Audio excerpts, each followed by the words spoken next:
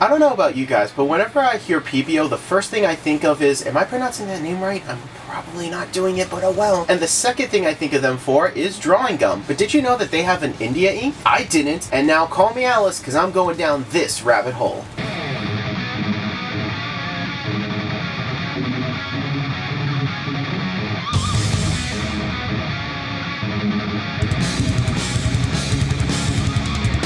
I'm not gonna lie, that intro wasn't a joke. Those are generally the first two things I think of when I see Pepeo. So finding out they had a bunch of other products, including their own India ink, I had to take a look at it. And this is the Pepeo India Graphic Drawing Ink. This sells for $9.48, depending on where you get it from, for 45 milliliters, which makes it a little bit more than the standard 1 fluent ounce that other inkwells have. I also really like the plastic body for this. Like, I'm a sucker for ink coming in a glass jar. The fact that this comes in a really nice feeling plastic, and it has this huge cap with an eyedropper. Like, I don't know why, but I think that's part of their branding. Like, they just have these giant caps that are really kind of cool to me. It's very unique. Not really much to say on the packaging. It's very simple, very basic, lets you know the brand, lets you know how much is in there, and also got some stuff on the side. So according to this one, this is a black opaque, high fast, and durable ink for graphic illustration and drawing. Doesn't say that it's waterproof or not, so I'm really curious to see if it is, so we'll be testing that out. So let's go ahead and bring out our sketchbook.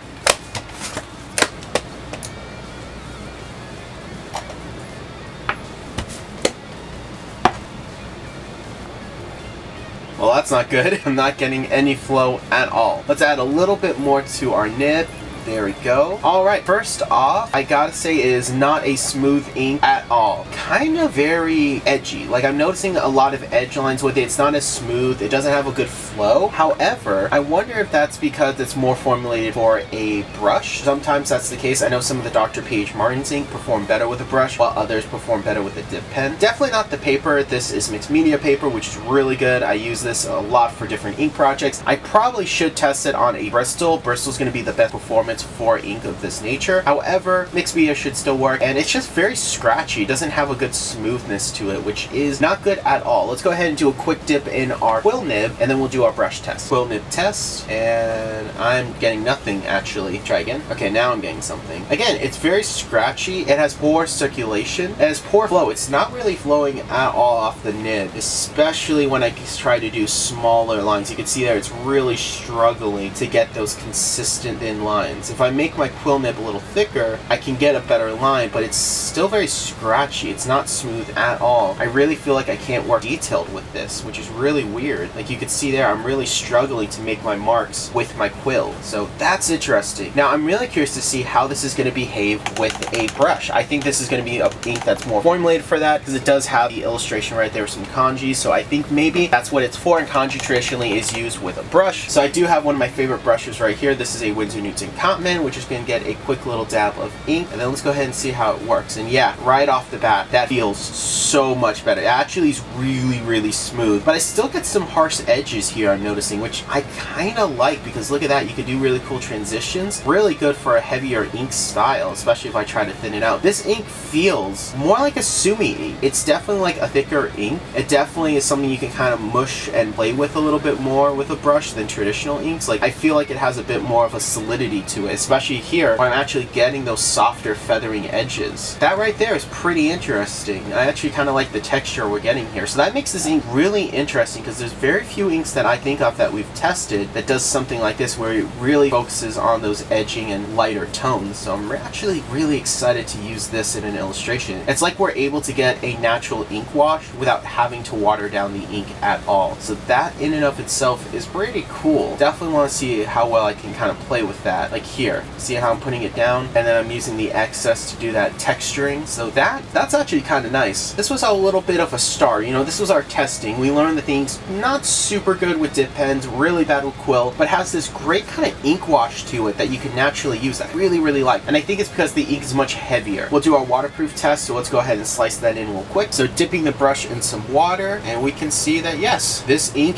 is indeed waterproof, which is super good. Definitely going to help when it comes to doing the illustration, because I want to do some ink washes with this. For our second test, we're going to test it with some alcohol markers. I have a Prismacolor right here. Popping it open, putting it down. We can see that this ink is indeed alcohol marker proof, which, oh wait, this ink is not alcohol marker proof. It's bleeding a lot and being reactivated, which is very interesting because the ink is really, really thick, very similar consistency to a Sumi ink, so that led me to believe that this would be proof. However, it's interesting to see that it's not, and we're getting a lot of reactivation. So now that we got that out of the way, let's go ahead and move back to our original clip. Alrighty, so there are the results of our test, and yeah, let's go ahead and jump into what we're going to be illustrating with this ink. And the sketch we're going to do today is of my superhero Raph. Now I have to be honest with you guys, I did pencil this about a year ago, so it's not up to snuff. It really doesn't fit my current artistic level or match how I really draw Raph, especially with his wings. They're a lot bigger, they're a lot more complicated. They look, in my opinion, a lot cooler, but I think this is a solid enough pencil that I definitely do want to ink it, and I'm really curious to see how far we can actually push this ink with the tools and techniques that we have available. So let's go ahead and roll that super time lapse.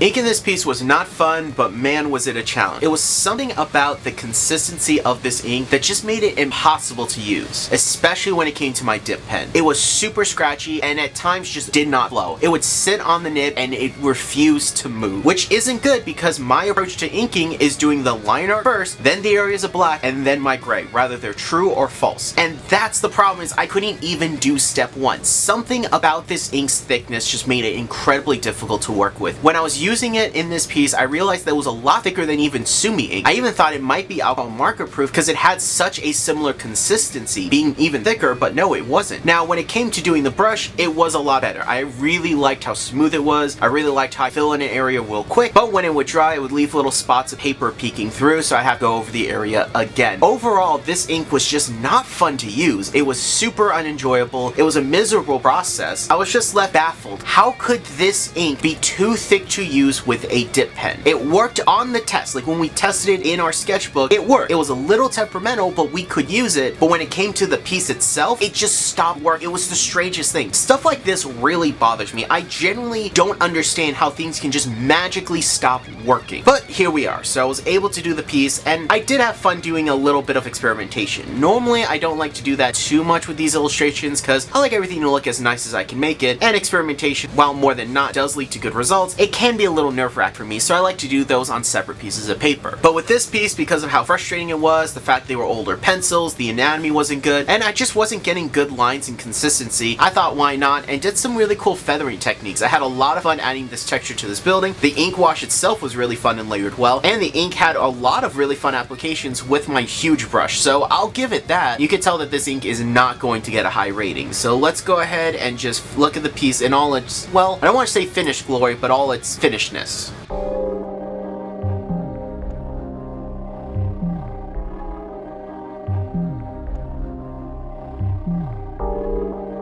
And we're done. And guys, I am not happy with this piece. It did not hold up to the standards that I have for my artwork. And we're done. And guys, I am not happy with how this piece came out. It does not reach the standards that I have for my artwork. And while the pencils, yes, were old, I still think that the main problem was the inks themselves. It just did not perform at all how I was expected. Yes, I like how glossy it is. Yes, I like this texture. And I even like this experimental texture here, but it doesn't reach those standards that I have. And because of that, I'm not even going to make this available on my ArtStation account. If enough of you guys do say you like it, I will make it available, but until then, it is not going to be on the ArtStation account. However, all my other artwork that I'm super proud of is, and it's available for a $1 digital download, that first link in the description down below. Now that I got the shameless self-promo out of the way, let's go ahead and talk about the ink itself in depth. So after making a piece of art using the Pepeo ink, I have to say, there's a reason why they're known for the masking fluid and not ink. I wasn't really impressed with this at all. It felt very limiting, it felt very frustrating. The fact that you can't use this ink in a dip pen really does hurt it. It means that there's a lot of things you can't do with this ink. And while I do like how thick it is, in the sense that I can get really cool textures, it's really smooth with the brush, and I could do some cool feathering, there are plenty of inks that do that and more than this ink. For example, Zig's Cartoonist ink is a Sumi ink, so it does everything this ink does because it's a thicker ink, and it also is alcohol marker proof. Acrylic inks, while they're not super waterproof and completely unalcohol proof, can do everything this ink does and more, and has a better consistency and easier to use nature. Plus, they come in different colors while this ink doesn't. And my favorite ink of all time, the Winsor & Newton India ink is just a better ink overall and can perform far more than this can. So I have to say, in the grand scheme of things, this ink really is going to be getting a low score, and that's going to be a scale of 4 on my 1 to 10 scale. I am really disappointed with the quality of this ink. I really expected more out of it, but that's my opinion, and I love to hear your guys' in the comment section down below. So please tell me if there is a type of artwork that this ink is really good for that I'm just missing. You know, I am a comic book artist, I do illustrations, ink is my favorite medium to use, but that doesn't mean I'm an ink expert and I know everything about it. So perhaps this ink is formulated for a very specific type of art form that I'm just not aware of or didn't do in the piece itself. So please let me know that as well, and I'll always love to hear your guys' opinion because it helps me become a better artist and content creator. But with all that said, I'm J-Rod of Battlebrawlerproductions. I draw power my own soul, and thank you all so much for watching. Stay tuned for more art and animation based content.